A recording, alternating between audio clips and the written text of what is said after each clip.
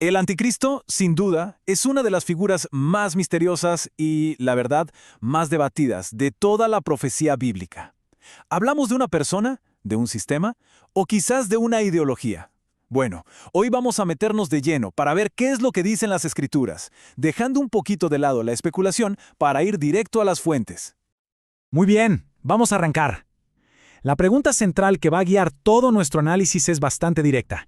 ¿Quién es esta figura? Vamos a tomarlo como si fuera una investigación, ¿les parece?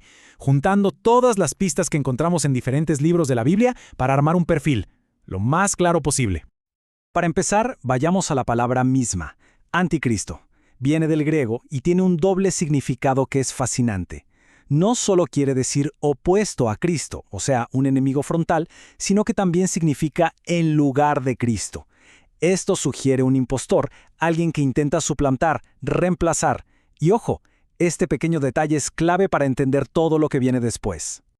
Y bueno, aquí es donde muchas veces empieza la confusión. ¿Estamos hablando de una fuerza, de una ideología que anda por el mundo, o de un líder, una persona de carne y hueso que va a aparecer en el futuro?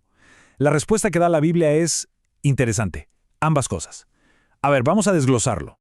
Miren, lo que es genial de esto es cómo aclara esa dualidad. A la izquierda tenemos el espíritu del anticristo. El apóstol Juan dice que esta fuerza ya está en el mundo. Es cualquier idea, cualquier enseñanza que niegue quién es realmente Jesús. Pero a la derecha tenemos la figura profética, un individuo, un líder mundial específico que describen libros como Daniel y Apocalipsis. Entonces, para que quede súper claro, por un lado hay un espíritu de oposición a Cristo que ha existido siempre. Y por otro, se nos habla de la personificación final de ese espíritu en un líder que está por venir. Bien, ahora que ya distinguimos entre el espíritu y la persona, vamos a lo bueno, a construir el perfil de este individuo.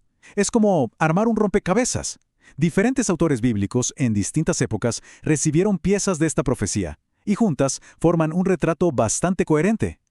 Empecemos con el profeta Daniel, que escribió cientos de años antes de Cristo. Él tiene una visión de un poder futuro, de un gobernante súper desafiante. Y esta cita capta su esencia a la perfección, blasfemia directa contra Dios y una persecución abierta contra los que le son fieles. Así que, el aporte de Daniel es este. Nos da la imagen de un líder político muy arrogante. Lo llama el cuerno pequeño, que empieza chico pero crece en poder, y también el rey altivo. Sus dos características principales son la soberbia verbal contra Dios y la acción violenta contra su gente. Ahora, demos un salto al Nuevo Testamento para ver cómo se sigue armando el perfil. El apóstol Pablo le advierte a la iglesia de Tesalónica sobre esta figura. Y esto muestra su ambición final. No le basta con oponerse a Dios. Su meta es robarle el puesto, exigir la adoración que solo le pertenece a él. Pablo le pone un nombre muy fuerte, el hombre de pecado y el hijo de perdición, y le añade otra capa a nuestro perfil, el engaño. No solo va a usar la fuerza, sino también poder y señales y prodigios mentirosos para seducir al mundo entero y hacer que le crean cuando diga que es divino.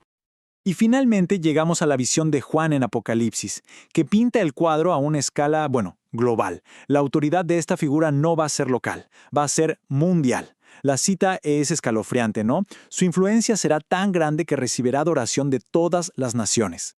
Juan lo llama la bestia, un símbolo de un poder político y religioso brutal que domina el planeta. Y además nos dice de dónde saca su poder. No es humano. Viene directamente del dragón, que en Apocalipsis es el símbolo de Satanás. Así que el perfil está completo. Un líder global, arrogante, blasfemo, un maestro del engaño y con poder satánico.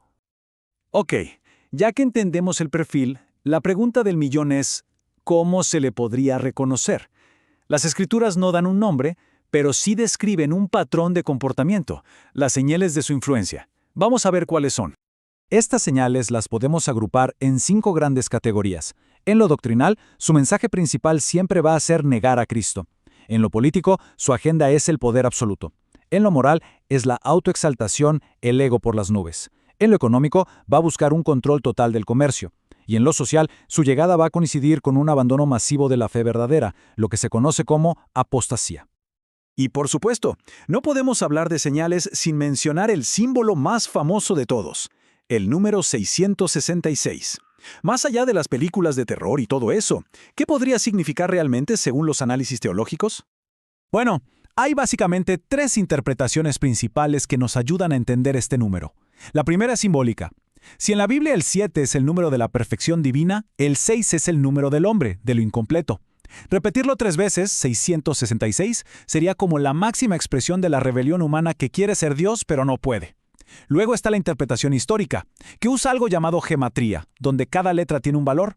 Resulta que el nombre Nerón César, el emperador que persiguió brutalmente a los primeros cristianos, suma exactamente 666 en hebreo.